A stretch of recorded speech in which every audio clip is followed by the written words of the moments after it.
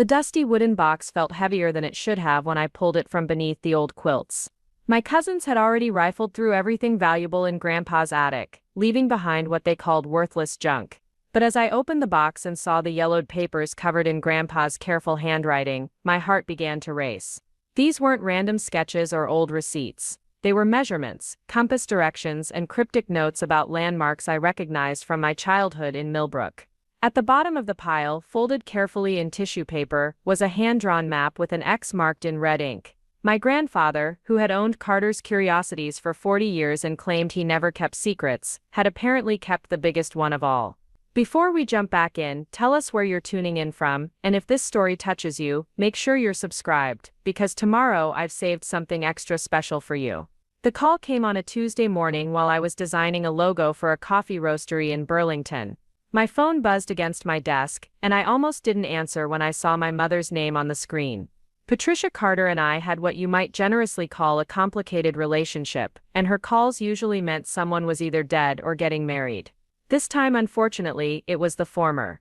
"Emma, honey, I need you to come home," she said without preamble. "Your grandfather passed away last night." I set down my stylus and stared at the half-finished design on my tablet. Grandpa Bill had been 87, and his health had been declining for months, but somehow I still felt unprepared. He was one of those people who seemed too stubborn to die, too full of stories and energy to simply stop existing. The last time I'd seen him was 3 months ago when I'd driven down to Millbrook for his birthday. He'd been frailer then, but his eyes still held that mischievous sparkle that had gotten us both into trouble when I was a kid. "When's the funeral?" I asked.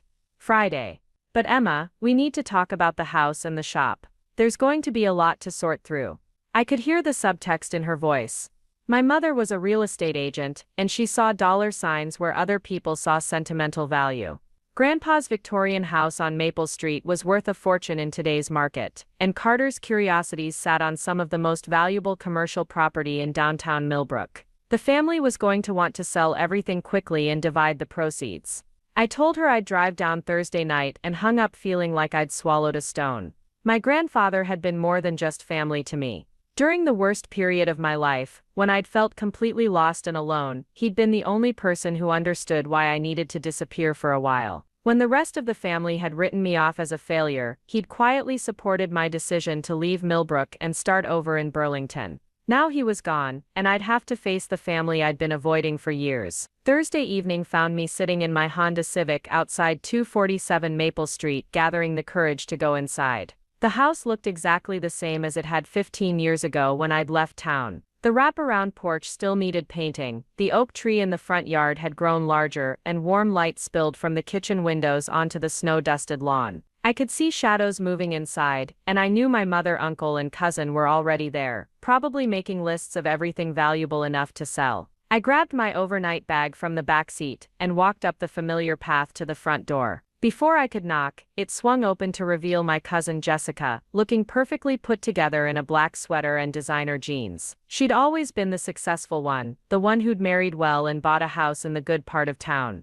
Her smile was bright but didn't reach her eyes. "Emma, God, it's been forever. You look," she paused, taking in my thrift store jacket and paint-stained boots, "artistic." I forced a smile. "Hey Jess. Sorry for your loss." "Our loss," she corrected, stepping aside to let me in. "Grandpa loved you, you know. He talked about you all the time." The house smelled like it always had: old wood, lemon oil, and the faint scent of pipe tobacco that had soaked into the walls over decades. My Uncle Rob emerged from the kitchen, looking older and grayer than I remembered. He'd always been the practical one, the one who'd taken over managing Grandpa's finances when the old man started forgetting to pay bills. "Emma, sweetheart," he said, pulling me into a brief hug. "I'm glad you came. We've got a lot to discuss." My mother appeared behind him, her real estate agent smile firmly in place. "The lawyer wants to read the will tomorrow after the funeral. But honestly, I think we all know what it says. Dad was always fair about dividing things equally." I nodded, though something in her tone suggested she wasn't entirely confident about that. We spent the next hour making small talk and funeral arrangements, but I could feel the undercurrent of tension. Nobody mentioned the obvious questions. How much was everything worth? How quickly could they sell? What would happen to all of Grandpa's collections? That night, I lay in my old bedroom on the second floor, staring at the ceiling and remembering. This house had been my refuge during high school when my parents' divorce had turned our home into a war zone. Grandpa had let me spend entire weekends here, teaching me about antiques and telling me stories about the items in his shop. He'd been the one who'd encouraged my artistic interests when everyone else was pushing me towards something more practical. I must have dozed off, because I woke to the sound of footsteps in the attic above my head. I checked my phone, 2:47 a.m. For a moment I thought maybe Grandpa's ghost was up there, rearranging his collections one last time. Then I heard hushed voices, and realized my family was already going through his things, probably looking for anything particularly valuable before the official inventory. The funeral the next day was everything I'd expected, a small service at St. Paul's Episcopal Church, followed by burial at Pine Ridge Cemetery. Grandpa had been well loved in Millbrook, and the church was packed with customers from his shop, fellow antique dealers, and old friends. Mrs. Helen Rodriguez, who'd lived next door for 30 years, sat in the front row crying. Preparing and narrating this story took us a lot of time, so if you are enjoying it, subscribe to our channel. It means a lot to us. Now back to the story. Into a handkerchief. Mike Thompson was there too, which surprised me. I hadn't seen him since high school, but he'd grown into his tall frame and still had the same kind eyes I remembered. After the burial, we gathered at the law office of Brennan and Associates for the reading of the will. James Brennan was a soft-spoken man who'd been Grandpa's lawyer for 20 years. He explained that most of the estate would indeed be divided equally among the four of us: Mom, Uncle Rob, Jessica, and me. The house, the shop, and most of the valuable inventory would be sold, and the proceeds split. But then came the surprise. However, Brennan continued, William specified that his personal collections in the attic are to go entirely to his granddaughter Emma, along with his desk and all papers contained therein. He was quite specific about this. The exact wording is Emma understands the value of things others might overlook. The silence in the room was deafening. I could feel my family's eyes on me, and none of them looked happy. My mother was the first to speak. Personal collections. What personal collections? Dad didn't keep anything valuable up there. It's just old papers and broken furniture. Uncle Rob cleared his throat. With all due respect, Jim, that seems a bit unfair. Emma hasn't been around much lately. Why should she get anything extra? I felt my cheeks burn. I didn't ask for anything extra. Of course you didn't, Jessica said sweetly. But maybe we should all go through the attic together, just to make sure there's nothing of real value up there. Brennan held up a hand. I understand your concerns, but the will is quite clear. Emma has full claim to everything in the attic, and William specifically requested that she be allowed to go through it privately first. The drive back to Maple Street was tense. Mom kept muttering about fairness and family obligations, while Uncle Rob calculated out loud how much money we'd lose if there were actually valuable items in the attic. Jessica rode in silence, but I could see her texting furiously, probably complaining to her husband about the unfair distribution. When we got to the house, they immediately started making plans to begin clearing out the main floors and the shop. I excused myself and climbed the narrow stairs to the attic, my heart pounding with a mixture of grief and curiosity. What had Grandpa left for me, and why had he been so secretive about it? The attic was exactly as I remembered it. A treasure trove of items that hadn't quite made it into the shop, furniture that was too damaged to sell, and boxes upon boxes of papers and photographs. But now I was looking at it through different eyes. Grandpa had been a meticulous man who never threw anything away, but he also had an eye for value that had made him successful in the antique business. If he'd specifically left this to me, there had to be a reason. I started with his desk, a massive oak piece that had belonged to his father back in Ireland. The drawers were stuffed with receipts, correspondence with other dealers, and insurance papers. But in the bottom drawer, hidden behind a false back that I almost missed, I found something that made my breath catch. It was a manila envelope, marked for Emma. When you're ready to understand. Inside were photocopies of old maps, newspaper clippings about local history, and pages of notes in Grandpa's careful handwriting. The newspaper articles were all about the same topic: the lost fortune of Cornelius Hartwell, a wealthy mill owner who disappeared in 1923, along with a substantial amount of gold and cash. According to the articles, Hartwell had been one of Millbrook's wealthiest citizens, until the stock market troubles of the early 1920s began affecting his mills. Rumors suggested he'd converted much of his remaining wealth to gold, and hidden it somewhere in the area, before disappearing one winter night. His body was never found, and neither was his fortune. But Grandpa's notes suggested he'd been researching Hartwell for years. There were detailed sketches of landmarks around Millbrook, measurements between various points, and references to things like the old foundation behind Murphy's barn, and 3 paces east of the lightning-struck maple. At the bottom of the pile, I found what could only be described as a treasure map. It was hand-drawn on thick paper, showing a bird's-eye view of Millbrook and the surrounding countryside. Various locations were marked with symbols: a church, a bridge, a mill wheel, and several X marks. Red lines connected different points, and there were compass directions and distance measurements written in the margins. At the bottom, in Grandpa's handwriting, was a note: Emma, you always loved puzzles and hidden things. This one's been waiting for you. Trust your instincts, and remember, sometimes the most valuable treasures are the ones everyone else walks past. Love, Grandpa Bill. I sat back on my heels, staring at the map in disbelief. My grandfather, the practical businessman who'd built a successful shop through careful dealing and honest appraisals, had spent years chasing what essentially amounted to a local legend. More than that, he'd believed in it enough to create an elaborate treasure map and leave it specifically for me. The sound of footsteps on the attic stairs made me quickly slide the papers back into the envelope and shove it into my jacket pocket. My mother's head appeared through the opening in the floor. Everything okay up here, honey? You've been awfully quiet. Just looking through things, I said, gesturing vaguely at the boxes around me. Lots of memories. She climbed the rest of the way up and looked around with the calculating gaze of someone assessing real estate value. Well, don't spend too much time with the junk. Most of this will probably end up at Goodwill anyway. After she left, I spent another hour making a show of going through boxes while my mind raced. The rational part of me knew this was probably just an old man's fantasy, a hobby that had gotten out of hand over the years. But the part of me that remembered being 8 years old and following Grandpa through the woods behind his house, looking for special rocks and fairy doors in hollow trees, wanted desperately to believe with real. As I drove back to Burlington that night, the envelope felt like it was burning a hole in my pocket. I'd told my family I needed to return to work, but would come back the following weekend to continue going through the attic. What I didn't tell them was that I was already making plans to research If you're out if my grandfather's treasure map could possibly lead to something real. The next morning, instead of going to my desk at Freeman Design Studio, I drove to the University of Vermont Library and spent the day diving into local history archives. What I found was fascinating. Cornelius Hartwell had indeed been a prominent figure in early 20th century Vermont, and his disappearance had been a major news story throughout New England. More intriguingly, there had been several subsequent searches for his lost fortune over the decades.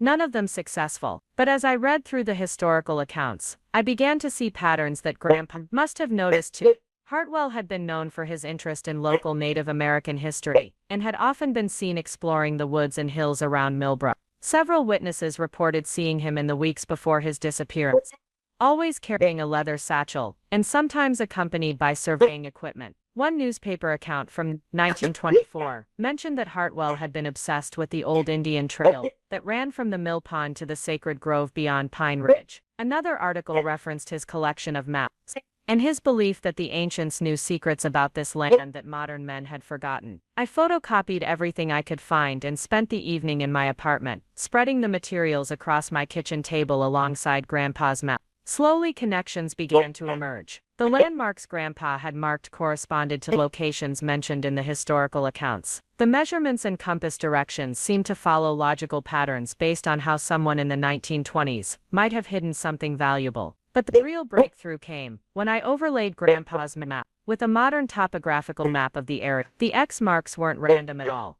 They formed a pattern that led from the site of Hartwell's old mill through several historically significant locations and ended at a spot in the woods that was now part of the Forest Preserve. For the first time since finding the map, I allowed myself to consider the possibility that this might actually be real. My grandfather had been many things, but he'd never been a fool or a fantasist. If he'd spent years researching this and believed it enough to pass it on to me, maybe there really was something out there waiting to be found. The question was, what was I going to do about it? The next Saturday morning found me back in Millbrook, but this time I wasn't heading straight to Grandpa. Instead, I drove to the Millbrook Public Library, a red brick building that had anchored the town square since 18. I needed to research the locations on Grandpa's map more thoroughly.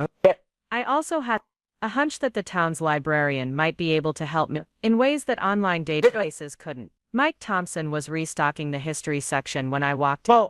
his dark hair slightly mussed, and reading glasses perched on his nose. He looked up when he heard footsteps, and broke into a surprised smile that made my stomach flutter in a way I hadn't felt since high school. "Emma Carter," he said, straightening up and removing his glasses.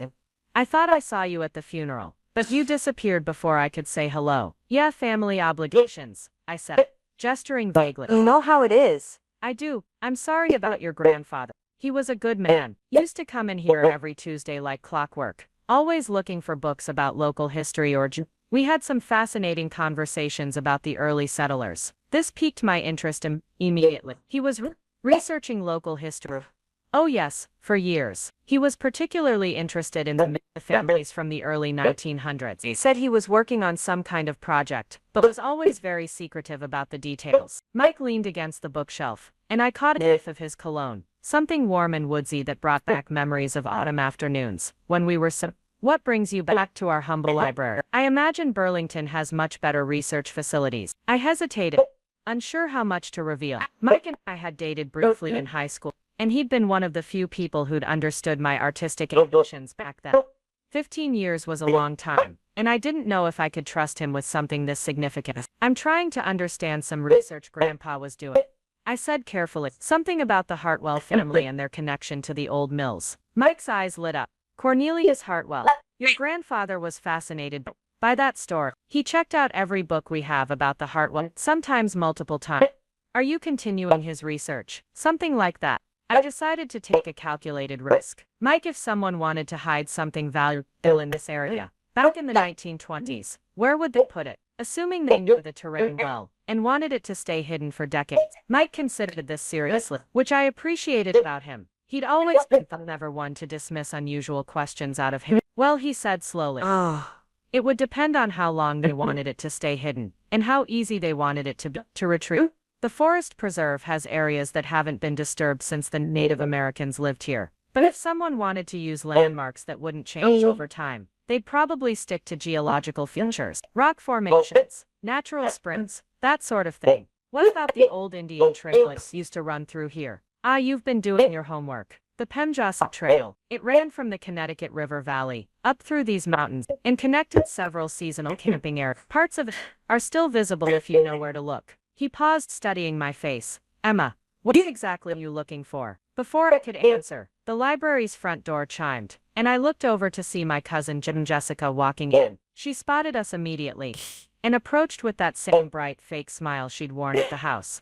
"Emma." "What a surprise. I didn't expect to find you here." Her gaze flicked between Mike and me, with obvious curiosity. "Doing some research?" "Just looking into some family history," I said, hoping my voice sounded casual. "How interesting. You know, Mom and Uncle Rob were wondering if you'd found anything significant." "Ian." "Grandpa's attic. They're eager to get the house on the market." The implied pressure was clear. My family wanted me to hurry up with my inheritance, so they could proceed with their plans. Jessica's presence also meant I couldn't continue my conversation with Mike.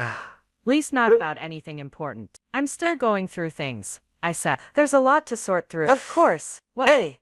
"Don't let me interrupt your research." Jessica's smile became even more artificial. "Mike, it's good to see you again. I heard you're running some kind of historical society now." "Just helping to preserve local records," Mike said diplomatically.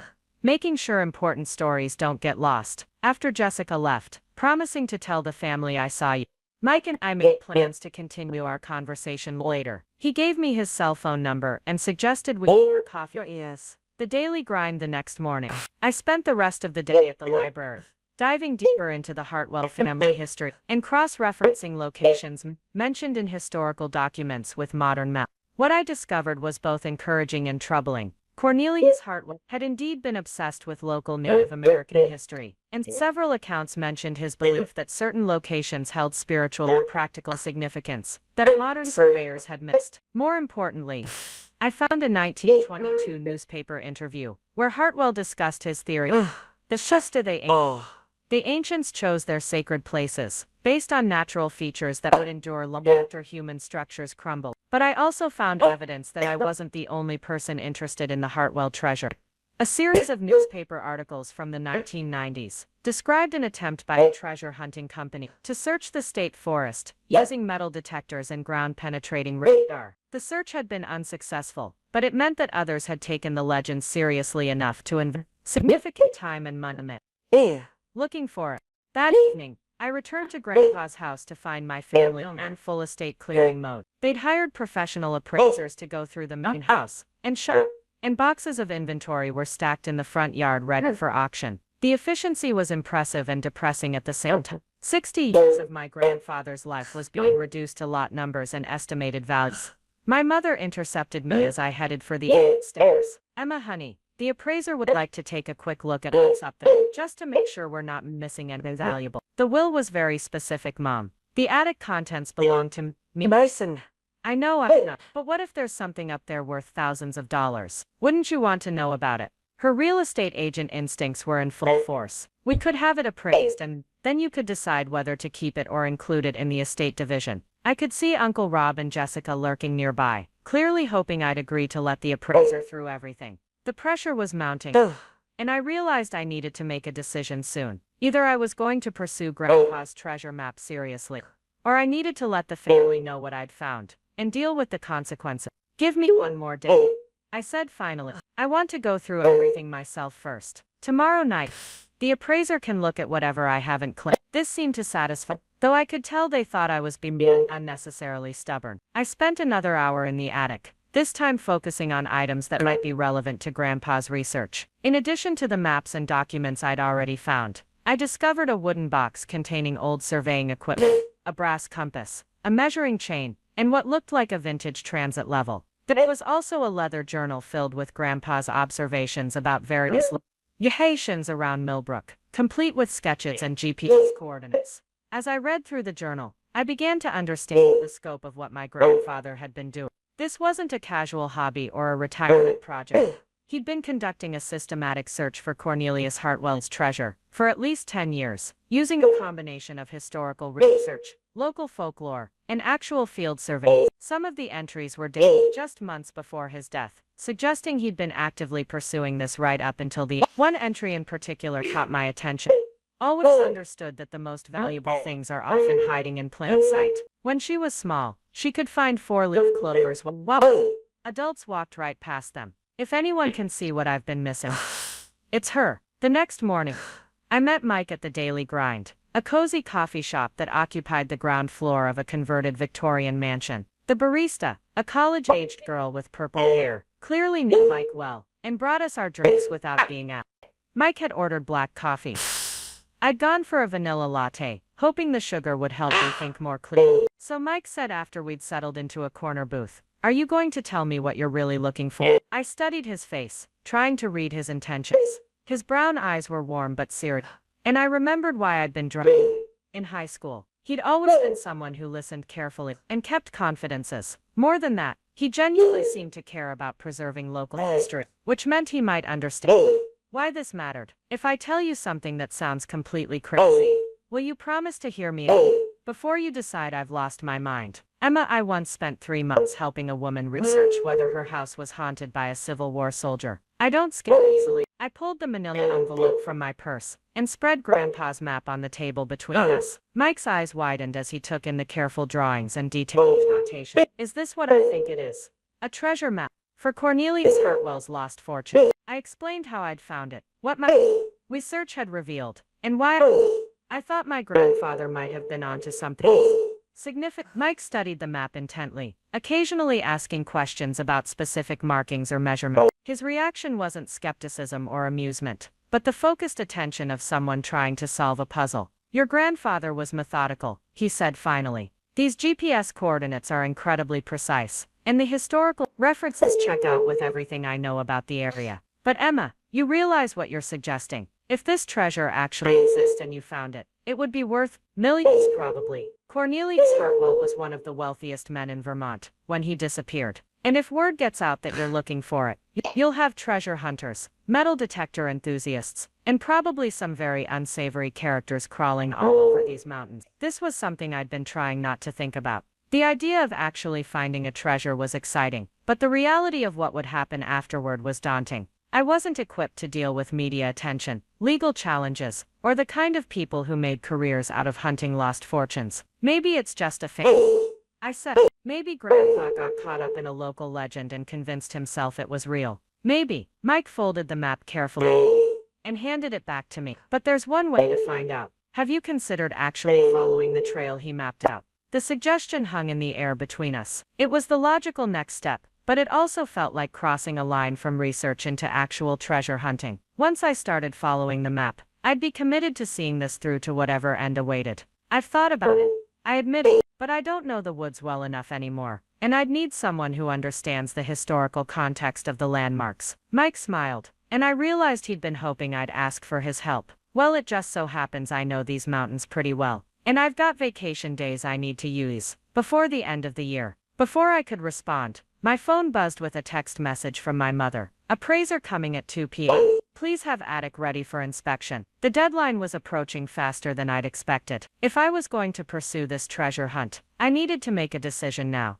Either I told my family what I'd found and dealt with the Chaos that would follow, or I kept Grandpa's secret and tried to solve his puzzle myself.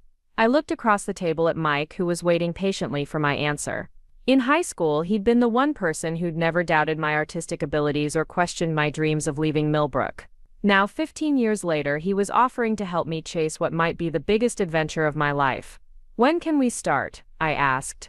Mike's grin was infectious. How about this afternoon? We can start with the first landmark on your grandfather's map and see where it leads us. I spent the rest of the morning back at Grandpa's house, carefully selecting which items from the attic I wanted to keep and which could be appraised with the rest of the estate. The surveying equipment and research materials went into my car, along with several boxes of photographs and personal papers that seemed unrelated to the treasure hunt but felt too important to leave behind. When the appraiser arrived, a no-nonsense woman named Dr. Sarah Mitchell, who specialized in antiques and collectibles, I was ready for her. I'd left behind furniture pieces, old clothing, and miscellaneous household items that clearly had no connection to Grandpa's research. Dr. Mitchell spent an hour going through everything and concluded that most of the remaining items were interesting from a historical perspective but not particularly valuable from a monetary standpoint. My family seemed disappointed but not surprised. Uncle Rob made a comment about Dad's pack rat tendencies, and my mother started making plans for a donation pickup. Jessica asked if I'd found anything sentimental that I wanted to keep, and I assured her I'd taken everything that mattered to me. What I didn't tell them was that I'd also taken what might be the most valuable discovery in the history of Millbrook, Vermont. At 3 o'clock, I met Mike at the trailhead of the Riverside Park hiking trail where Grandpa's map indicated we should begin. Mike had changed into hiking boots and a fleece jacket, and he carried a professional-looking backpack equipped with water bottles, energy bars, and what appeared to be serious outdoor gear. "Are you sure you're just a librarian?" I asked, eyeing his equipment. "I also lead historical tours for the Chamber of Commerce," he said. "Plus, I've been hiking these mountains since I was a kid. Trust me, if we're going to be wandering around the forest looking for century-old landmarks, we want to be prepared." The first location on Grandpa's map was marked as the foundation stones where Murphy's barn once stood. According to his notes, we needed to find the remains of a 19th-century dairy barn that had been torn down sometime in the 1940s. From there, we'd follow a compass bearing to the lightning-struck maple that stands alone in the meadow. It took us nearly 2 hours of hiking through increasingly dense woods before we found what we were looking for. The barn foundation was almost completely overgrown, visible only as a rectangular arrangement of moss-covered stones in a small clearing. But when I consulted Grandpa's compass and took the bearing he'd indicated, I could see a line of sight through the trees that led toward higher ground. "Your grandfather really knew what he was doing," Mike said, consulting his own GPS device. "These measurements are incredibly accurate." As we hiked toward the next landmark, I found myself thinking about the man who'd created this elaborate puzzle. I'd always known Grandpa was intelligent and methodical, but this project revealed a side of him I'd never seen. The careful research, the precise measurements, the patient work of mapping out a trail that might lead to something extraordinary. It was the work of someone who believed deeply in the possibility of hidden treasures and lost fortunes. But it was also the work of someone who understood that the real value might not be in what we found at the end of the trail. Every step we took was a step deeper into local history, into stories that connected the present moment to people who'd walked these same paths a century ago.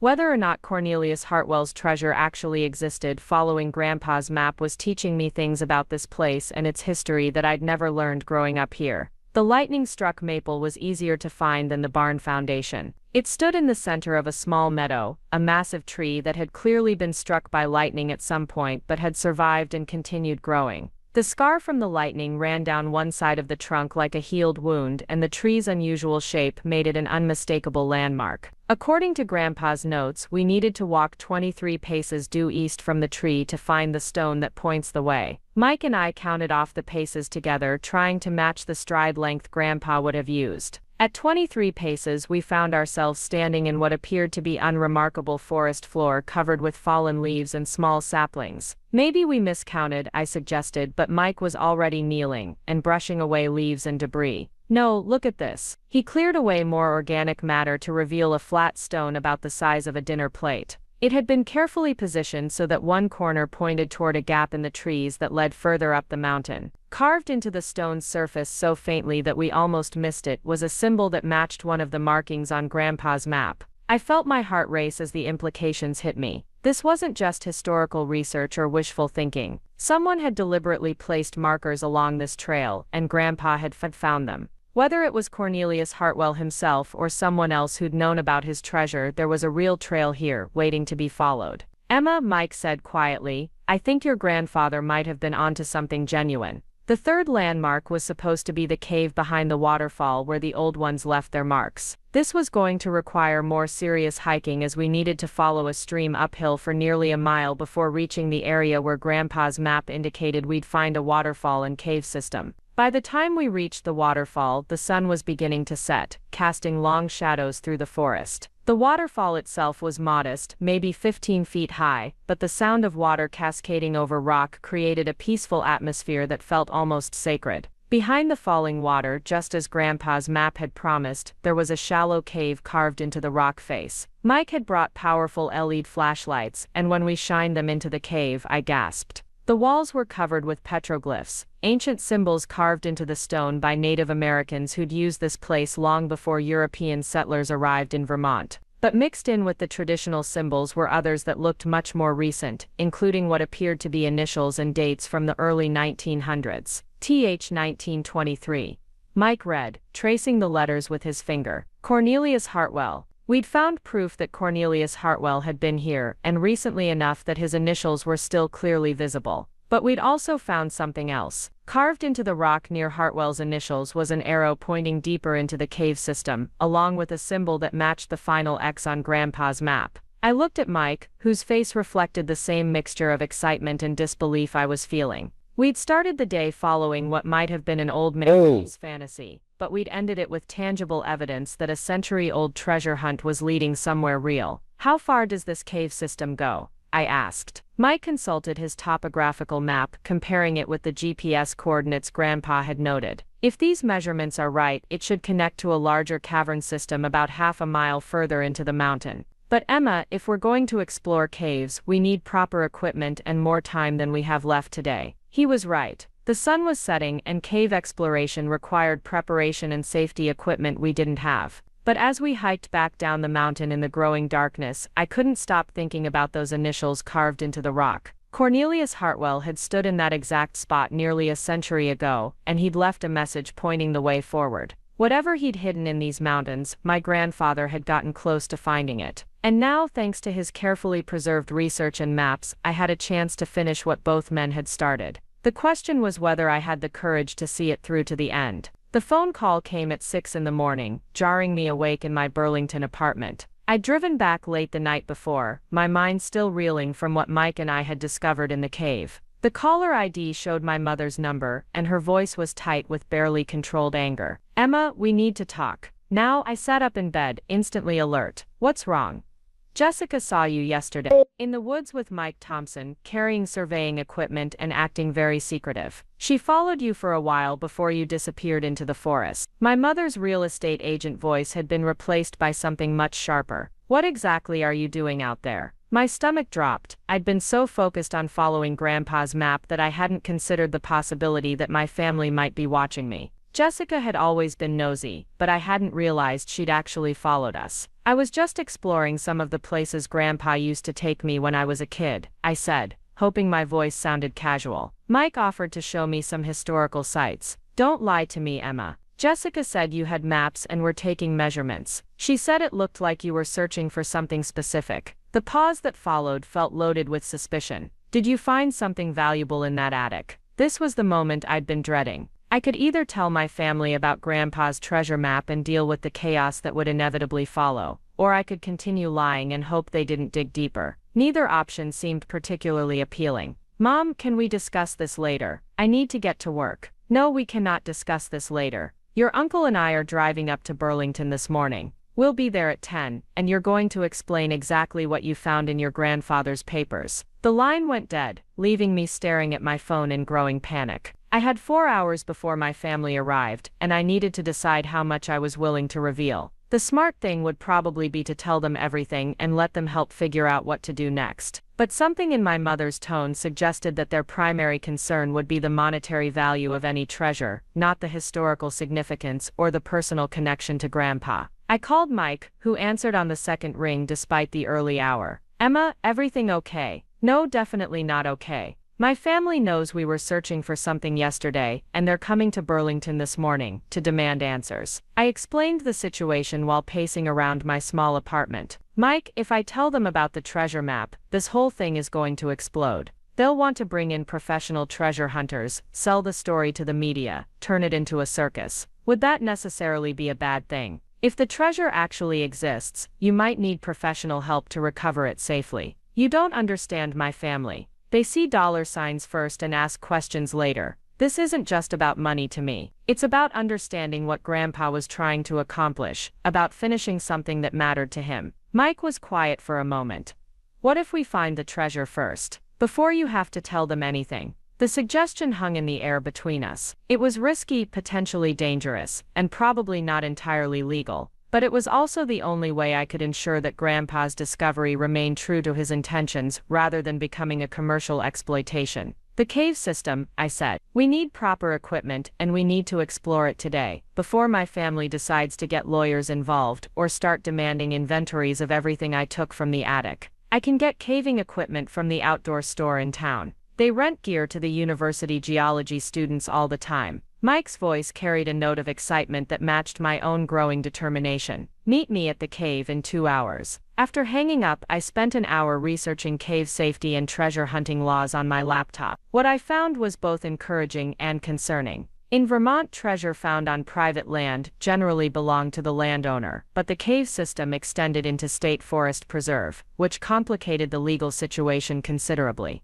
More troubling was the number of accidents that occurred during amateur cave exploration, especially in systems that hadn't been professionally mapped. But I also found historical precedents for significant archaeological discoveries made by amateur researchers. If we were careful, documented everything properly, and followed safety protocols, we might be able to legitimately claim any discoveries we made. I packed a day pack with water, energy bars, extra batteries for flashlights, and a first aid kit. I also brought my camera, a measuring tape, and a notebook for documenting anything we found. If this was going to be my only chance to explore the cave before my family intervened, I wanted to make sure I had complete records of whatever we discovered. The drive to Millbrook felt different this time. Instead of the nostalgic return to childhood memories, I was heading toward what might be the most important day of my life. The morning was crisp and clear, with the kind of autumn light that made the mountain forests look like something from a postcard. But I barely noticed the scenery, too focused on what lay ahead. Mike was waiting at the trailhead with an impressive array of equipment: helmets with LED headlamps, climbing harnesses, rope, and what looked like professional spelunking gear. He'd also brought a waterproof case for my camera and notebook. "Where did you get all this?" I asked, impressed despite my nervousness. "The outdoor store, plus some gear I borrowed from a friend, who's a geology professor at UVM. She's been exploring caves in Vermont for 20 years. Mike helped me adjust my helmet and showed me how to use the headlamp. She also gave me some advice about cave safety. The most important thing is that we stick together and don't take any risks that could get us trapped underground." The hike to the waterfall felt quicker this time, probably because I knew where we were going. But as we approached the cave entrance, I felt my nervousness increasing. Yesterday's exploration had been exciting because it felt like a game, like following clues in a mystery novel. Today felt much more serious, with real consequences and genuine danger. The sound of the waterfall was louder today, probably due to recent rainfall in the mountains. We had to duck low to get behind the falling water, and the cave entrance was slippery with moisture. But once we were inside the initial chamber, our headlamps revealed a much larger space than I'd realized the day before. The petroglyphs covered most of the visible wall surface, and in the better light, I could see that they represented different time periods. The oldest symbols were clearly Native American, carved deep into the rock with tools that had created broad, confident strokes. But there were also more recent additions, including several sets of initials, and dates ranging from the 1890s through the 1920s. This place has been used as a shelter for over a century, Mike observed, running his light along the various carvings. Look at this. He'd found a section of wall where someone had carved what appeared to be a crude map, showing the cave system as a series of connected chambers. At the bottom of the map, in the same style as the CH 1923 we'd found yesterday, was a notation.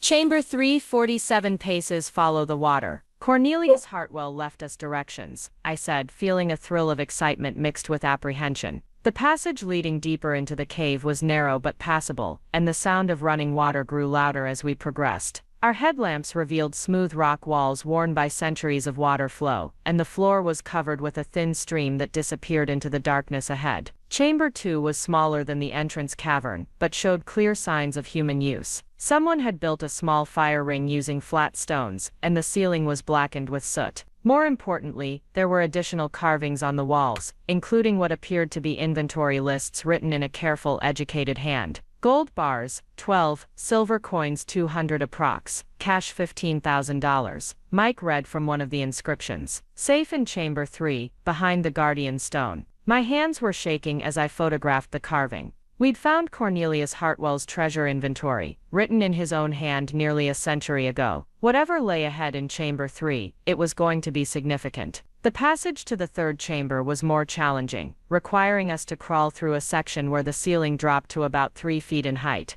The sound of water was much louder here, and when we emerged into the final chamber, we found ourselves in a space that took our breath away. Chamber 3 was huge, probably 40 feet across and 20 feet high, with an underground stream running along one wall. But what made it remarkable were the formations covering the walls and ceiling. Hundreds of stalactites and stalagmites created a natural cathedral, and our headlamps reflected off mineral deposits that sparkled like jewels. And in the center of the chamber, exactly 47 paces from the entrance, stood what Cornelius Hartwell had called the Guardian Stone. It was a natural rock formation about 8 feet tall, shaped roughly like a standing figure with arms outstretched. At the base of the formation, someone had carefully stacked flat stones to create what looked like an altar or platform. And behind the Guardian Stone, almost hidden in its shadow, was an opening in the cave wall that had been partially sealed with fitted stones. Emma, Mike said quietly, I think we found it. The sealed opening was about 4 feet high and 3 feet wide, just large enough for a person to crawl through. Someone had taken great care to close it with stones that matched the natural cave formations, making it nearly invisible, unless you knew exactly where to look.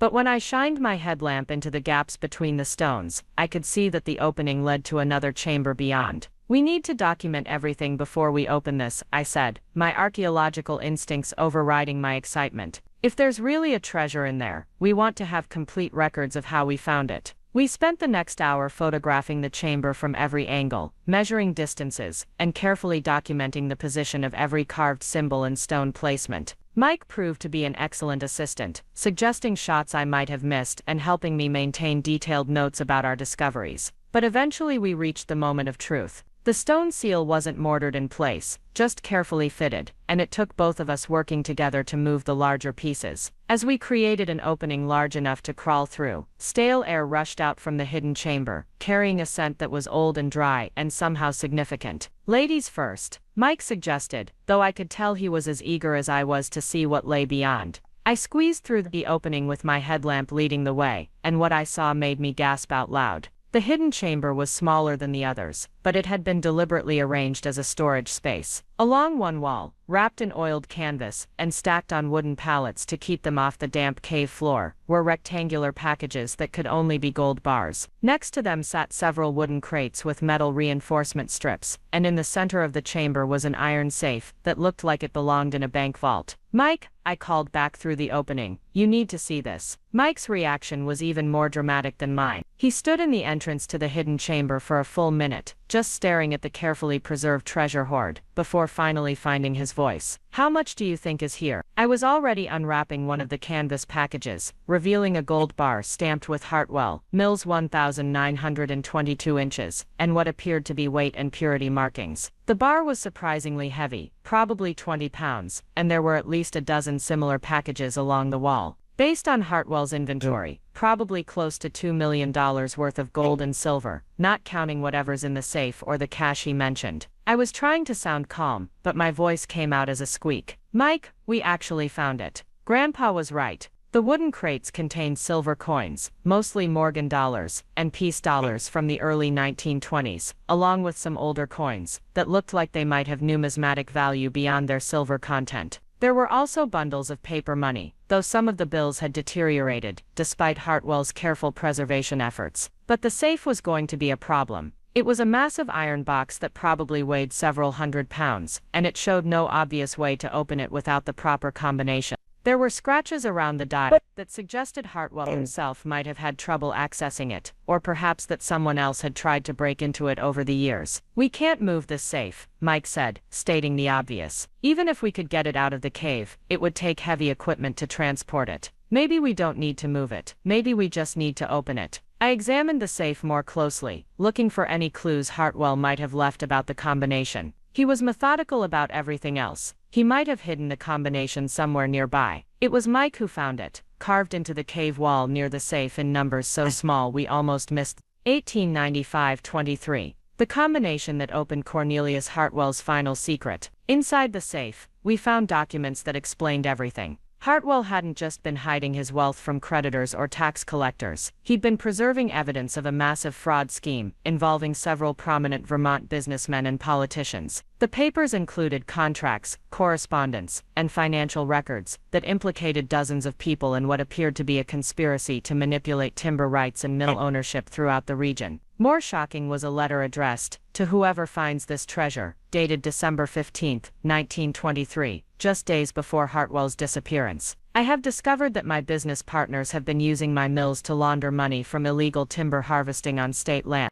The letter began in Hartwell's careful handwriting. "When I confronted them, they threatened my life and the lives of my family. I am hiding this treasure not from the law, but from criminals who would kill to prevent their crimes from being exposed." The letter went on to explain that Hartwell had planned to return for the treasure once the danger had passed, but that if something happened to him, he wanted the evidence to eventually reach honest authorities, who could use it to prosecute the real criminals. "He wasn't a thief," I said, reading through the documents with growing amazement. "He was trying to expose corruption, and he died for it." "And your grandfather somehow figured this out," Mike added. "He must have suspected there was more to the story than just a missing fortune." We photographed every document in the safe, along with additional detailed pictures of the treasure itself. But as we prepared to leave the cave, I realized we had a much bigger problem than I'd anticipated. This wasn't just a treasure hunt anymore. We'd uncovered evidence of historical crimes, and possibly a century-old murder. More importantly, if some of the families implicated in Hartwell's documents were still prominent in Vermont politics and business, revealing this information could have serious consequences for a lot of powerful people. The climb back through the cave system felt different with the weight of what we'd discovered. By the time we emerged into daylight, it was already late afternoon, and I knew my family would be looking for me. I'd missed my meeting with my mother and uncle, and my phone showed 17 missed calls. "What are we going to do?" Mike asked as we packed up our gear. "I don't know," I admitted, "but I know we can't tell anyone about this until we figure out the legal implications. If we're wrong about how to handle it, we could lose everything, or get ourselves into serious trouble." Mike nodded, understanding the gravity of the situation. "The documents need to go to a historian or a lawyer who specializes in this kind of thing, someone who can help us figure out the right way to reveal what we found." As we drove back toward town, I caught sight of my mother's car in the parking lot of the Daily Grind. She'd been waiting for me, probably growing more suspicious with every hour that passed. The confrontation I'd been avoiding all day was about to happen, and I still didn't know how much I was willing to reveal. The treasure was real, but so were the dangers that came with it. Cornelius Hartwell had died protecting these secrets, and now I had to decide whether I was brave enough to finish what he'd started. The easy thing would be to hand everything over to the authorities, and let them sort it out. But something in Grandpa's careful research, and Hartwell's desperate letter, suggested that the easy path wasn't always the right one. I pulled into the parking space next to my mother's car and sat for a moment, gathering my courage. Whatever happened next, there was no going back to the simple estate dispute I'd thought I was dealing with a week ago. Grandpa's treasure map hadn't just led me to gold and silver. It had led me to a truth that someone had been willing to kill for, and now I had to decide what I was willing to risk to bring that truth to light. The confrontation with my family was going to be the least of my problems. My mother was waiting inside the daily grind, with Uncle Rob and Jessica, their faces a mixture of concern and barely contained fury. The moment I walked through the door, I could feel the tension radiating from their corner table like heat from a furnace. Other customers had clearly sensed the family drama, and were giving them a wide berth. "Sit down, Emma," my mother said in a voice that brooked no argument. "We've been waiting for 3 hours." I took the empty chair across from them, acutely aware that my hiking clothes were dusty, and that I probably smelled like cave water and adventure. Mike had offered to come with me for moral support, but I'd insisted on facing my family alone. Now I was beginning to regret that decision. "You missed our appointment this morning," Uncle Rob said without preamble. "Your phone has been going straight to voicemail, and Jessica saw you in the woods yesterday, with surveying equipment, acting like you were searching for something specific." "I told you I was just exploring some places Grandpa used to take me." Jessica leaned forward, her perfectly manicured nails drumming against her coffee cup. "Emma, I followed you. I saw you taking measurements, consulting maps, taking photographs of rocks and trees. That wasn't a nostalgic walk down memory lane, that was a search operation." The accusation hung in the air between us. I could either continue lying and hope they eventually gave up, or I could tell them the truth and deal with the consequences. But looking at their faces, I realized they weren't going to let this go. They'd keep digging until they found out what I was hiding, and their methods would be a lot less careful than mine had been. "Okay," I said finally, "you're right. I was searching for something. But it's complicated, and I needed to understand what I was dealing with before involving anyone else." "What kind of something?" my mother asked, though her expression suggested she already suspected the answer. I pulled out my phone and showed them one of the photographs I'd taken in the cave, carefully choosing an image that showed some of the silver coins but not the full extent of the treasure hoard. "Grandpa left me more than just old papers and broken furniture. He left me this." The silence that followed was deafening. Uncle Rob's face went through several color changes, Jessica's mouth fell open, and my mother stared at the phone screen like she was seeing a mirage. "How much?" Uncle Rob asked, his insurance salesman instincts kicking in immediately. "I don't know yet. I'm still cataloging everything." This was technically true, though it vastly understated what Mike and I had discovered. But it's significant enough that I wanted to understand the legal implications before telling anyone. Legal implications? My mother's real estate agent training was asserting itself. "Emma, if you found valuable items that were part of your grandfather's estate, they should have been disclosed during the probate process. Hiding assets from an estate can have serious legal consequences. They weren't part of his estate, they're not even his. According to the documentation I found, they belonged to someone who disappeared in 1923. I explained about Cornelius Hartwell and his lost fortune, carefully editing out the parts about corruption and murder. Grandpa spent years researching the disappearance and apparently found where Hartwell hid his treasure before he died."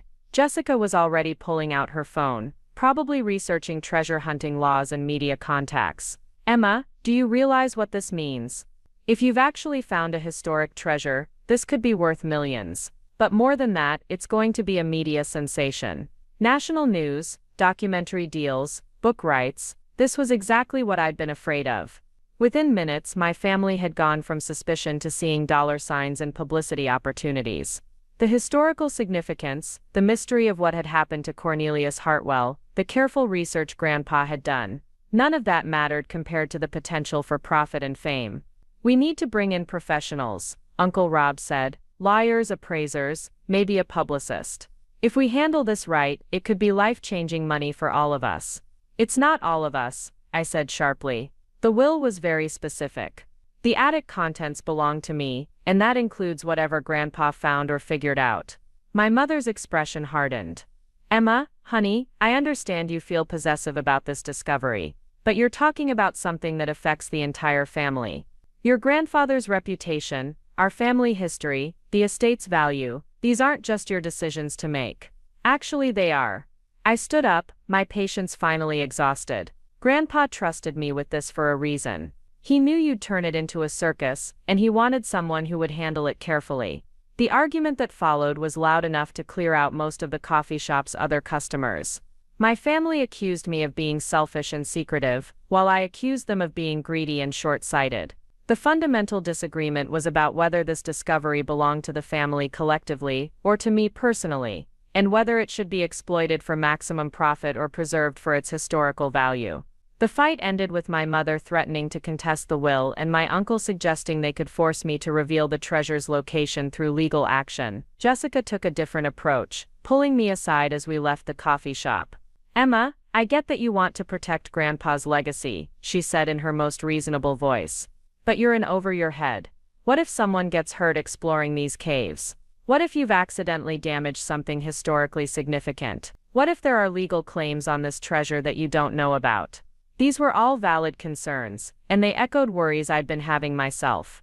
Amateur treasure hunting was dangerous, and there were probably legal complications I hadn't considered. But Jessica's next suggestion revealed her real motivations. Let me make some calls.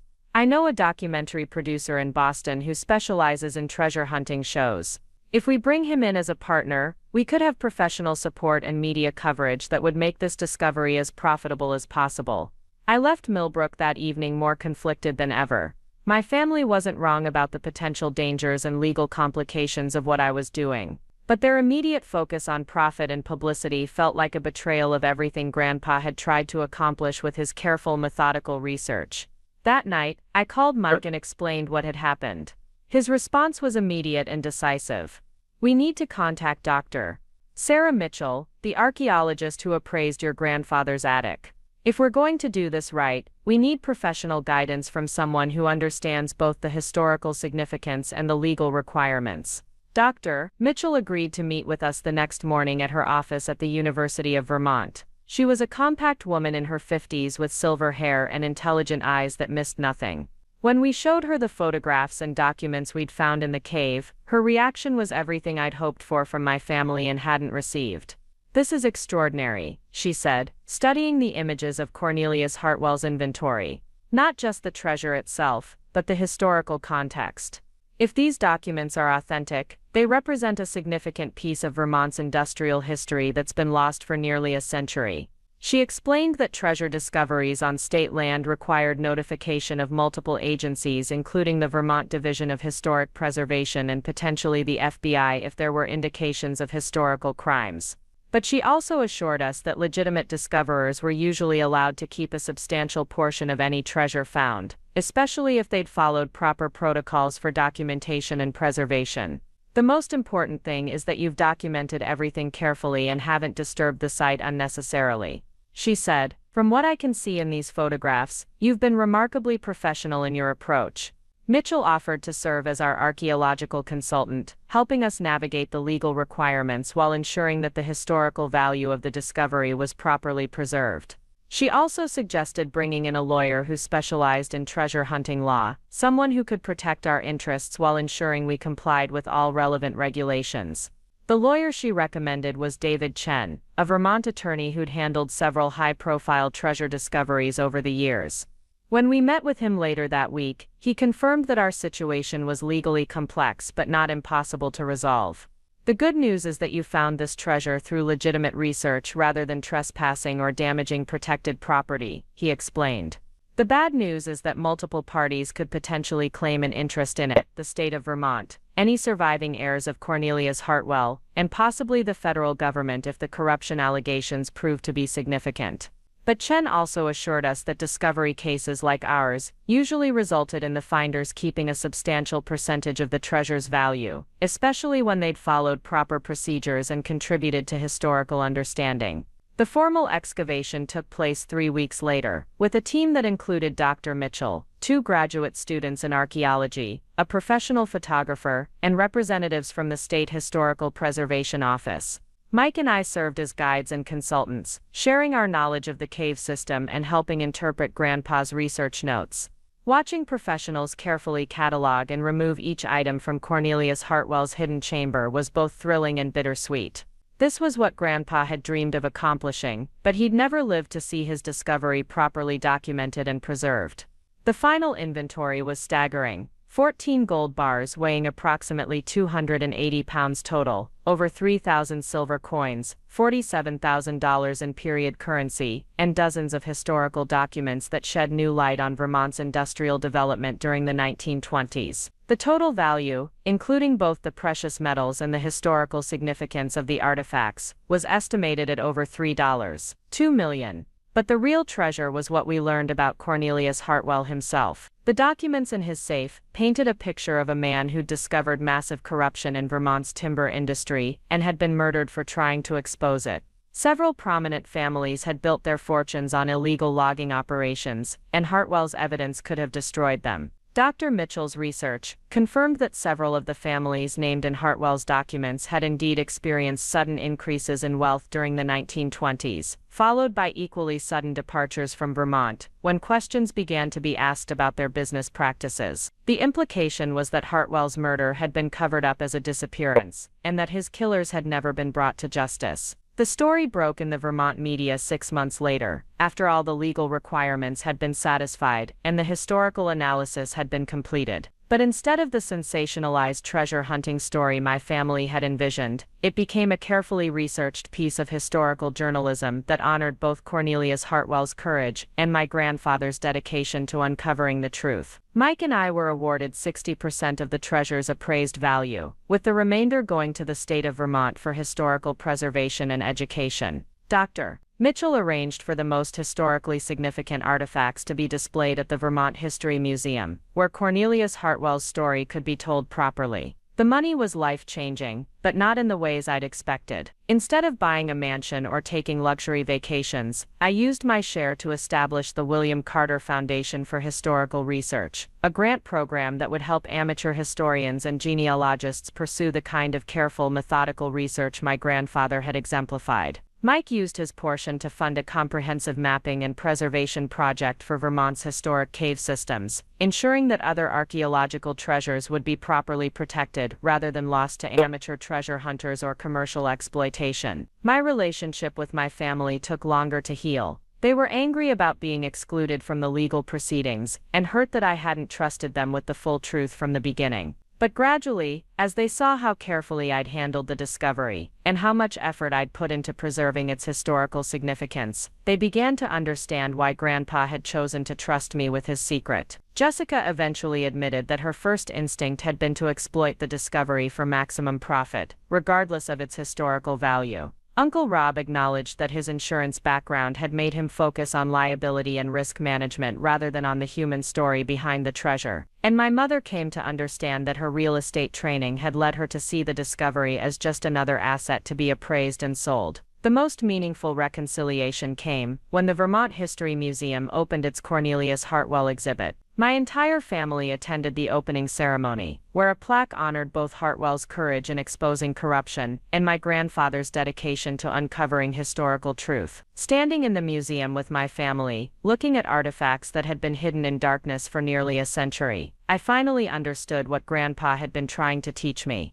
The most valuable treasures weren't always gold and silver. Sometimes they were stories that needed to be told, truths that needed to be preserved, and mysteries that connected us to the people who came before us. The letter Grandpa had left for me in his desk drawer had said that I understood the value of things others might overlook. He'd been right, but not in the way I'd first thought. The real treasure hadn't been Cornelius Hartwell's gold. It had been the opportunity to finish a story that began with one man's courage, continued with another man's dedication, and ended with the kind of truth that makes the past meaningful to the present. Mike and I were married the following spring, in a ceremony at the restored mill pond, where Cornelius Hartwell had once operated his timber business. Mitchell officiated, having been ordained online specifically for the occasion, and my entire family was there to celebrate not just our union, but the completion of a journey that had brought us all closer together. During the reception, my mother pulled me aside and said something that I'll never forget. "Your grandfather always said you had a gift for seeing what was really important." I never understood what he meant until now. The treasure map had led us to gold and silver, but it had also led us to something much more valuable. The understanding that some discoveries are worth preserving not for their monetary value, but for their ability to connect us to the courage and dedication of those who came before us. As I looked around at my family and friends celebrating together, I realized that Grandpa's greatest treasure hadn't been hidden in a cave at all. It had been his faith that someday, someone would care enough about the truth to finish what he'd started.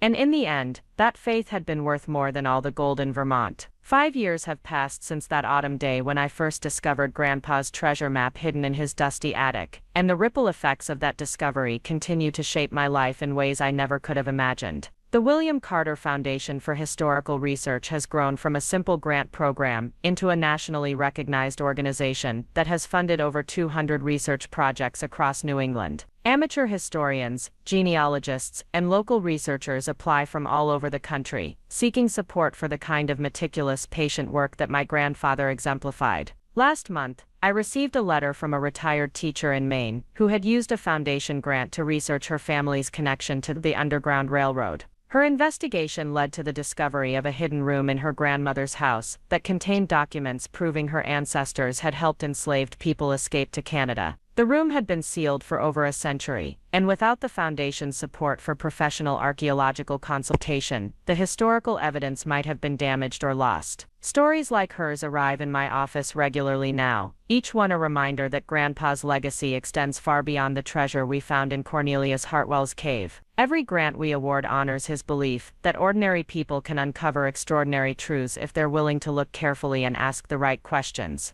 The foundation operates out of a restored Victorian mansion in Burlington that Mike and I purchased with part of our treasure discovery proceeds. The building itself has historical significance, having served as a stop on the Underground Railroad during the 1850s. We've preserved the original architecture while adding modern research facilities, including a climate-controlled archive for storing historical documents, and a digital laboratory where researchers can analyze old photographs and manuscripts. Mike serves as the Foundation's Director of Field Research, a role that allows him to combine his love of Vermont's mountains and forests with his expertise in local history. He leads training workshops for amateur archaeologists, teaching proper excavation techniques and documentation methods to prevent the kind of damage that treasure hunters often inflict on historical sites. Our marriage has been strengthened by our shared commitment to preserving the past for future generations. We understand each other's passion for historical mystery in ways that few couples could, having experienced together the thrill of discovery and the responsibility that comes with uncovering long-buried truths. The cave system where we found Cornelius Hartwell's treasure has been designated as a Vermont State Historical Site, with guided tours available to the public during summer months. Mike designed the tour route to ensure visitor safety, while preserving the cave's archaeological integrity. The underground chambers have been equipped with proper lighting and safety railings, but they retain the sense of mystery and wonder that we felt during our first exploration. Visitors to the cave learn not just about Hartwell's treasure, but about the broader story of corruption and courage that his documents revealed. The State Historical Society created an extensive exhibit that places Hartwell's murder in the context of Vermont's industrial development during the 1920s, showing how individual acts of conscience can illuminate larger patterns of historical injustice. Dr. Sarah Mitchell, who guided us through the legal and archaeological complexities of our discovery, has become a close friend and frequent collaborator. She now serves on the Foundation's advisory board and has helped us develop partnerships with universities across the region. Her expertise ensures that our grant recipients receive proper training in research methodology and historical preservation. The professional excavation of Hartwell's cave led to additional discoveries that continue to surprise historians. Ground-penetrating radar revealed 3 more sealed chambers in the cave system, each containing artifacts from different time periods. One chamber held Native American artifacts dating back over 1,000 years, providing new insights into the region's pre-Columbian history. Another contained items left by French fur traders during the colonial period, including trade goods and personal effects that filled gaps in the historical record. These discoveries reinforced the importance of Grandpa's methodical approach to historical research. Rather than rushing to exploit his initial findings, he had taken the time to understand the broader historical context of the cave system. His notes revealed that he suspected the existence of additional chambers, but had been waiting for proper archaeological support before exploring further. The corruption that Cornelius Hartwell died trying to expose turned out to be even more extensive than his documents initially suggested. Historians working with the Foundation have traced the illegal timber operations to a network that extended throughout New England and into Canada. Several prominent families built their fortunes on these criminal enterprises, and some of their descendants have privately contacted the Foundation to learn more about their ancestors' activities. These conversations have been among the most challenging aspects of my work with the Foundation. When someone discovers that their family's wealth was built on illegal activities and possibly murder, they must decide whether to acknowledge that history publicly or try to suppress it. Most have chosen transparency, contributing to historical research, and sometimes making financial reparations to affected communities. The case that affected me most deeply involved the great-grandson of one of Hartwell's business partners. Thomas Bradley contacted the Foundation after reading about our discovery in a historical journal. His great-grandfather, Jonathan Bradley, had been one of the men named in Hartwell's corruption documents. Thomas brought his own family documents to our office, including letters and business records that his great-grandfather had preserved. These papers provided additional evidence of the illegal timber operations, and more significantly, contained what appeared to be a confession. Jonathan Bradley had written a detailed account of the night Cornelius Hartwell was murdered, describing how the conspiracy members had lured Hartwell to a remote cabin and killed him when he refused to destroy his evidence. "I've been carrying this burden my entire life," Thomas told me, as we reviewed his great-grandfather's confession. "My family built our lumber business on blood money, and I never knew how to make it right." Working with Thomas, the Foundation established a scholarship program for students from communities that had been affected by illegal logging operations. The Bradley family contributed a substantial endowment, and Thomas became one of our most dedicated board members. His great-grandfather's confession was donated to the Vermont State Archives, where it provides closure to a century-old murder case. My relationship with my own family has evolved significantly over the years since our initial confrontation at the Daily Grind. The anger and suspicion that characterized our early interactions has given way to mutual respect and understanding. My mother now serves as the Foundation's Director of Community Outreach, using her real estate connections to help identify properties with potential historical significance. Uncle Rob contributes his insurance expertise to help protect researchers and historical sites, and he's become genuinely passionate about historical preservation. He recently funded a project to restore Millbrook's original mill wheel, turning it into an educational exhibit about the town's industrial heritage. Jessica surprised everyone by becoming the Foundation's most effective fundraiser. Her marketing background and social connections have helped us attract major donors and corporate sponsors. She organized a gala last year that raised over $200,000 for the Foundation's endowment, featuring exhibits of artifacts from various Foundation-supported discoveries. The reconciliation with my family wasn't immediate or easy. It required honest conversations about trust, communication, and the different ways we approach problems. But working together on the Foundation has helped us understand each other's strengths and appreciate how our different perspectives can complement rather than conflict with each other. The success of the Foundation has also changed how I think about my own life and career. My graphic design work, which once felt like just a way to pay bills while pursuing more meaningful activities, has become an integral part of the Foundation's mission. I design educational materials, museum exhibits, and promotional materials that help bring historical discoveries to public attention. The skills I developed as a designer have proven invaluable for translating complex historical information into accessible formats for general audiences. Museum visitors often comment on how our exhibits make historical events feel immediate and relevant, connecting past and present in ways that traditional academic presentations sometimes fail to achieve. One of our most successful public programs is the Hidden History Workshop series, where participants learn to research their own family histories and local historical mysteries. Mike and I teach these workshops together, sharing techniques for documentary research, archaeological investigation, and historical analysis. Many participants have gone on to make significant discoveries of their own, from locating lost family graves to identifying historically significant buildings that were scheduled for demolition. The workshops have also helped us identify potential research projects for the Foundation to support.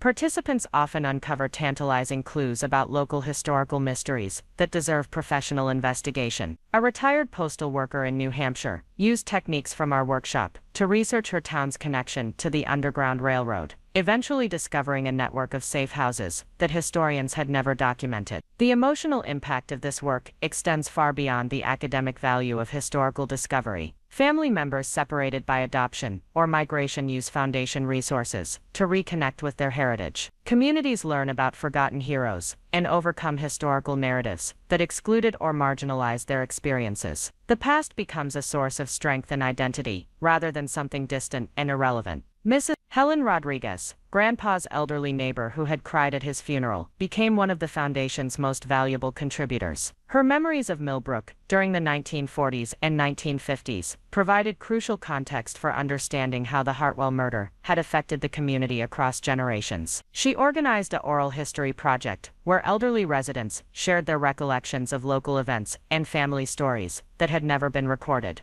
Through Mrs. Rodriguez's project, we learned that many older residents had heard whispered stories about Cornelius Hartwell's disappearance that differed significantly from the official accounts. These oral traditions preserved details about suspicious activities and unexplained disappearances that added credibility to the corruption allegations in Hartwell's documents. The relationship between oral tradition and documentary evidence has become one of the Foundation's areas of specialization. We've learned that family stories often preserve accurate information about historical events, even when they're dismissed by academic historians as unreliable folklore. Our research methodology now includes systematic collection and analysis of oral histories as a complement to traditional archival research. The impact of our work has attracted attention from international researchers studying similar cases of historical cover-ups and rediscovered evidence. A team from the University of Edinburgh visited last year to study our methods for investigating century-old corruption cases. They were working on a project involving Scottish clan disputes from the 1800s and wanted to learn how we had successfully resolved legal and ethical issues related to historical injustices. These international connections have expanded the Foundation's scope beyond New England. We now provide consultation services for historical investigations in other regions and have contributed to projects as far away as Ireland and Australia. Grandpa's legacy has grown into something truly global, connecting researchers across continents who share his commitment to uncovering hidden truths.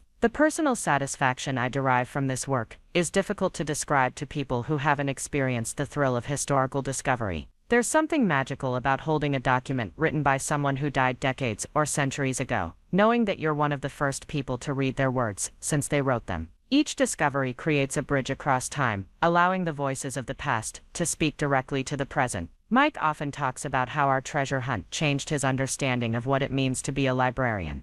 Instead of simply preserving and organizing existing knowledge, he now sees his role as helping to create new knowledge by supporting researchers who are uncovering previously unknown information. The library has become a launching pad for discovery rather than just a repository for what's already been found. The Vermont History Museum's Cornelius Hartwell exhibit has become one of their most popular permanent displays. School groups visit regularly to learn about historical research methods and the importance of individual courage in the face of corruption. The exhibit includes interactive elements that allow visitors to examine replicas of the documents we found and try to solve historical puzzles using the same techniques we employed. Children seem particularly drawn to the treasure hunting aspects of our story, but educators report that they also absorb important lessons about critical thinking, research methodology, and civic responsibility. Many young visitors leave the museum asking questions about their own family histories and local historical mysteries. The financial security that came with our treasure discovery has allowed Mike and me to take risks and pursue projects that we never could have afforded on our previous salaries. But the real reward has been the opportunity to honor Grandpa's memory by continuing the work he started. Every grant we award, every workshop we teach, every historical mystery we help solve is a tribute to his belief that ordinary people can make extraordinary discoveries if they're willing to look carefully and ask the right questions. The future of the Foundation looks bright, with a growing endowment and an expanding network of researchers and institutions. We're planning to establish regional chapters in other states, allowing us to support historical research across a broader geographic area. The success of our model has inspired similar organizations in other regions, creating a growing movement of citizen historians dedicated to uncovering hidden truths about the past. As I write this, 5 years after that first dusty afternoon in Grandpa's attic, I'm surrounded by the evidence of how one man's passion for historical truth can ripple outward to affect countless lives. The Foundation's offices are filled with artifacts, documents, and photographs that represent dozens of successful research projects. Each item tells a story of discovery, but more importantly, each represents the continuation of Grandpa's legacy. The treasure map that started our adventure hangs framed in my office, not as a relic of a completed quest but as a reminder that there are always more mysteries waiting to be solved. Every day brings new letters from potential researchers, new leads about historical puzzles, new opportunities to bridge the gap between past and present. Grandpa's greatest gift wasn't the map itself or even the treasure it led us to discover. It was his example of patient, methodical dedication to uncovering truth, regardless of how long the search might take or how difficult the obstacles might be. That example continues to inspire everyone who becomes involved with the Foundation's work. The legacy of that autumn afternoon when I first opened a dusty wooden box in Grandpa's attic will continue long after Mike and I are gone. The Foundation has built something permanent, something that will keep honoring the belief that history matters and that ordinary people can make extraordinary contributions to our understanding of the past. Standing in my office tonight, looking out at the lights of Burlington and thinking about all the historical mysteries still waiting to be solved, I feel the same excitement I felt in that cave 5 years ago when we first shined our flashlights on Cornelius Hartwell's treasure. The adventure isn't over, it's just beginning. 10 years have transformed everything, yet somehow the essence of what Grandpa taught me remains unchanged in the quiet moments when I'm alone with an unsolved mystery. This morning I'm standing in what we now call the Carter Archive, a climate-controlled vault beneath our Burlington headquarters where we preserve the most significant historical documents recovered through Foundation-supported research.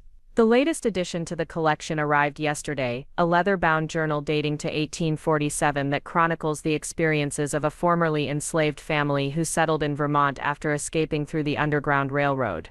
The journal was discovered by Maria Santos, a social worker from Brattleboro who attended one of our hidden history workshops 3 years ago. She'd been researching her partner's family genealogy when she found references to ancestors who had simply appeared in Vermont census records with no prior documentation. Using techniques we taught her about cross-referencing property records with Underground Railroad historical markers, she identified a farmhouse that had likely served as a safe haven for freedom seekers.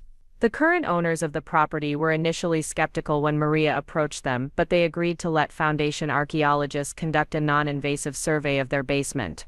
Ground-penetrating radar revealed an anomaly beneath what appeared to be a solid stone floor. When we carefully removed several loose stones, we discovered a hidden compartment containing not just the journal but clothing, tools, and personal effects that had been carefully preserved for over a century and a half.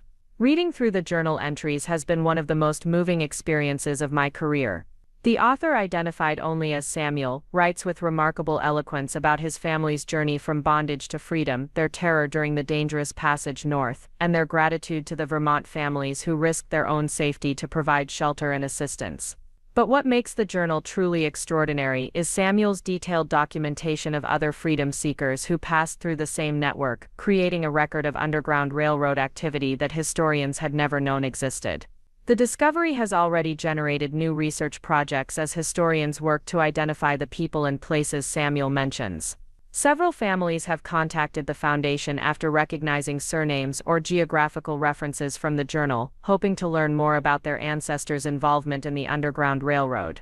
Each new connection adds another thread to the tapestry of hidden history that continues to emerge from our work. Maria's discovery represents everything the Foundation has accomplished during its first decade. She wasn't a professional historian or archaeologist, just someone with curiosity and determination who learned to ask the right questions and follow evidence methodically. The training and support we provided helped her make a discovery that will reshape how historians understand Vermont's role in the Underground Railroad. The ripple effects of our work now extend far beyond anything I could have imagined when I first found Grandpa's treasure map. Universities across the country include our research methodology in their public history curricula.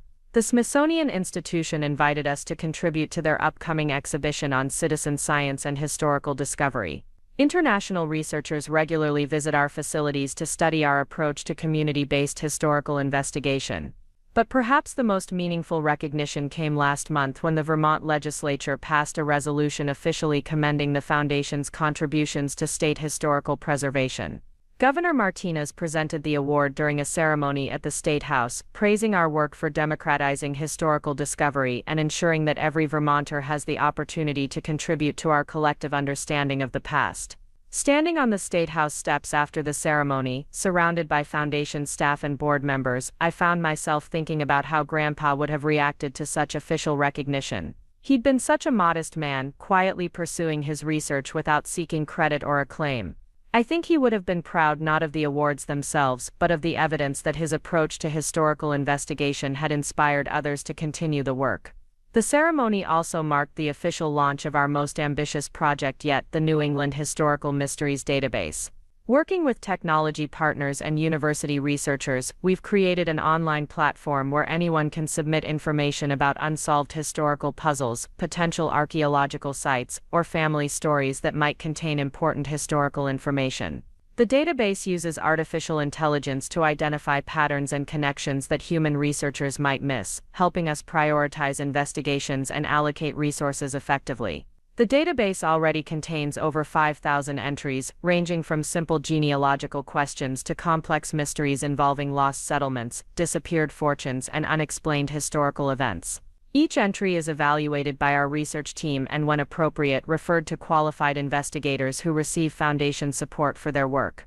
One of the most intriguing cases currently under investigation involves a series of identical stone markers found across 3 New England states. Amateur researchers have identified over 30 of these markers, each carved with the same cryptic symbol and placed in locations that seem to follow no obvious pattern. Initial analysis suggests they may be connected to a secret network of some kind, possibly dating to the colonial period. The stone marker investigation exemplifies how our approach has evolved over the past decade. Instead of focusing on individual discoveries, we now look for patterns that connect apparently unrelated mysteries. This systems thinking approach has led to breakthrough discoveries that would have been impossible using traditional historical research methods. The Foundation staff has grown to include specialists in archaeological survey techniques, digital archival management, legal consultation for treasure discovery cases, and public education programming. We employ over 40 people full-time and provide consulting services to hundreds of independent researchers annually. The scale of operation would have seemed impossible when Mike and I first explored Cornelius Hartwell's cave with borrowed equipment and amateur enthusiasm. Yet for all our growth and success, the heart of our mission remains unchanged. We're still fundamentally about empowering ordinary people to make extraordinary discoveries, just as Grandpa empowered me to solve his treasure map puzzle. Every workshop we teach, every grant we award, every mystery we help solve honors his belief that curiosity and persistence can unlock secrets that have been hidden for generations. The relationship between our work and modern technology has become increasingly important as we've expanded our capabilities. Digital tools now allow us to analyze historical documents in ways that would have been impossible just a few years ago. Computer imaging can reveal text that has faded beyond human readability. Geographic information systems help us identify patterns across large datasets. Remote sensing technology can locate buried structures without disturbing archaeological sites. But technology is only as valuable as the human intelligence that guides its application. The most sophisticated equipment is useless without researchers who understand how to ask the right questions and interpret the results meaningfully. This is where Grandpa's methodical approach to investigation remains as relevant as ever. His patient, systematic methodology provides the foundation for all our modern technological capabilities. The success of our approach has attracted attention from fields beyond historical research. Law enforcement agencies have consulted with us about cold case investigations, using our pattern recognition techniques to identify connections in unsolved crimes.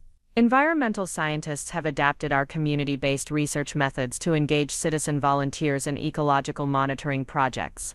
Social workers have used our oral history collection techniques to preserve the stories of elderly clients whose experiences might otherwise be lost. These interdisciplinary applications demonstrate the broader value of the investigative mindset that Grandpa exemplified. Whether you're searching for buried treasure, solving historical mysteries, or addressing contemporary problems, the The same principles apply: gather information systematically, look for patterns that others might miss, and never assume that conventional wisdom has the complete answer. The international dimension of our work has become particularly rewarding, as we've connected with researchers facing similar challenges in other countries.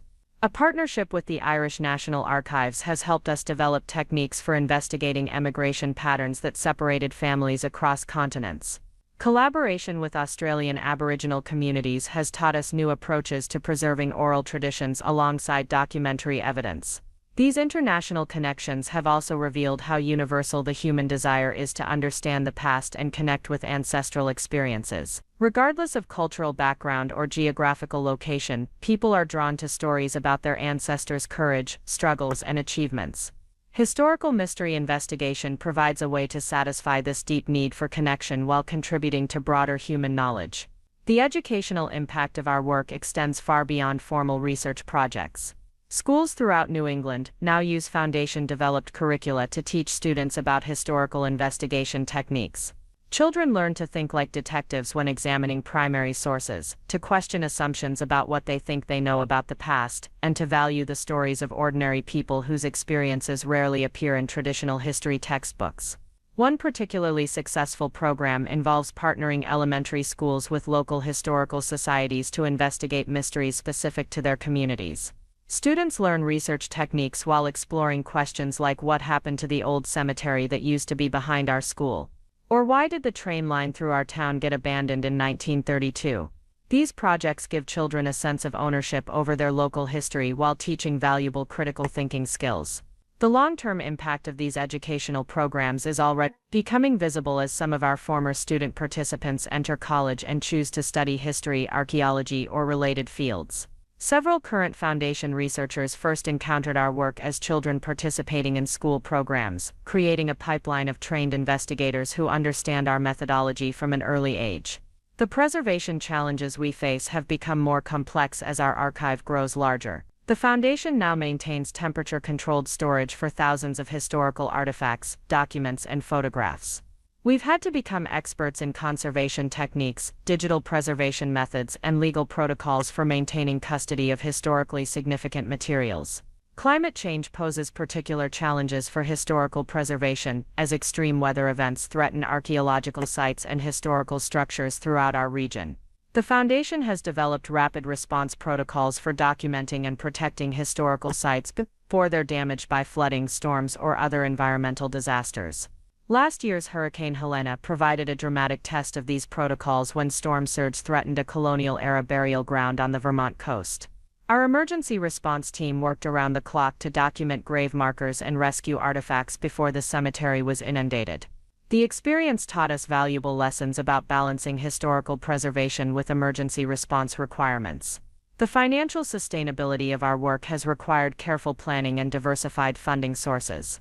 While the initial treasure discovery provided our startup capital, ongoing operations depend on a combination of private donations, government grants, corporate sponsorships, and revenue from consulting services. We've established an endowment fund that ensures basic operations can continue even during economic downturns or periods when grant funding is limited. The Foundation's financial success has also allowed us to provide substantial support to other historical preservation organizations. We've funded equipment purchases for small-town historical societies, provided training scholarships for amateur archaeologists, and supported publication projects that make historical research accessible to general audiences. This collaborative approach reflects our understanding that historical preservation is too important to be left entirely to professional academics or government institutions. Community-based organizations often have the local knowledge and personal connections necessary to identify and protect historically significant sites. Our role is to provide them with the resources and training they need to do this work effectively. The personal satisfaction I derive from this work continues to deepen as I witness the impact our discoveries have on individuals and communities. When a family learns about ancestors they never knew existed, when a community discovers that their town played a crucial role in an important historical event, when students realize that they can contribute to human knowledge through careful investigation, something fundamental shifts in how people understand their place in the world. These transformative moments happen regularly in our work, but they never become routine. Each new discovery carries the same excitement I felt in Grandpa's attic when I first realized that his papers might lead to something extraordinary. The difference now is that I understand this excitement isn't just about finding treasure or solving puzzles, it's about connecting with the experiences of people who lived before us and ensuring that their stories continue to inform and inspire future generations. Mike's role in the foundation has evolved to encompass much more than his original responsibilities as Director of Field Research. He now oversees our technology development initiatives, working with software engineers and data scientists to create new tools for historical investigation.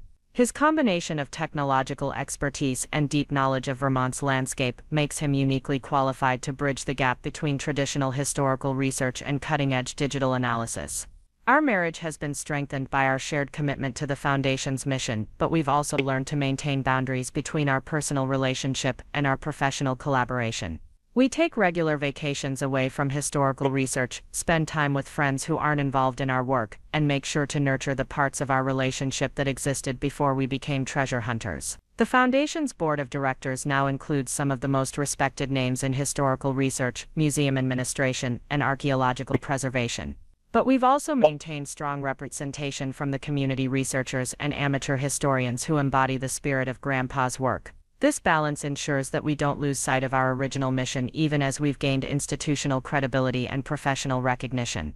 Looking toward the future, I see endless possibilities for expanding and improving our work. Advances in genetic analysis may allow us to identify relationships between historical figures and modern populations. Improved satellite imagery could reveal archaeological sites that are invisible from ground level. Virtual reality technology might allow people to experience historical environments in ways that traditional museum exhibits can't provide.